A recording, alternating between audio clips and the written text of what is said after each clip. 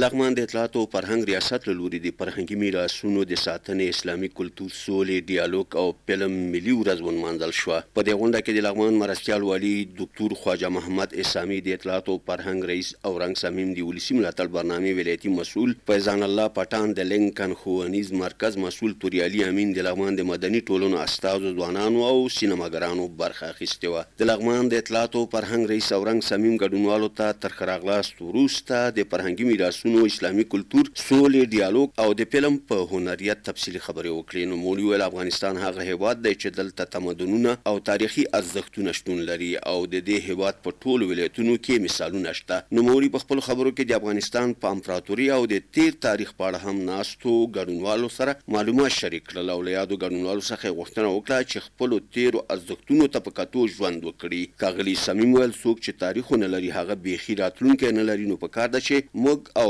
تاسې ټول خپل تاریخ ساتلو ته کار وکړو. نوموړي په ټولو غږ وکړ چې د سولې لپاره هم کار وکړي او هر څوک باید فردي سولې ته کار شروع کړي. د لغمان ولایت مرستیال ډاکټر خواجه محمد اسامي هم د اسلام مبارک دین له نظره د فلم فرهنګي میراثونو اسلامي کلتور او د سولې په اړه خبرې وکړې. ویې ویل چې تاسو باید د دې برخې قدر وکړئ. نوموړي ویل هره ټولنه چې د پرمختګ پړیو ته رسېدلې هغې ټولنې د خپلو ارزښتونو درناوی کړی دی. مرستیال والي ځوانان وهڅول چې په خپل ځان کار وکړي، تعلیم وکړي او د دې هیواد د عزت ساتلو لپاره قدمونه واخلي. همداراز په غونډه کې د لغمان ولایت د ادبي بهیر مشر بشیر احمد سایل د لغمان د اطلاعاتو او فرهنګ ریاست له مسؤلینو مننه وکړه چې نن یې د فرهنګي میراثونو اسلامي کلتور او د نورو برخو لپاره غونډه جوړه کړه.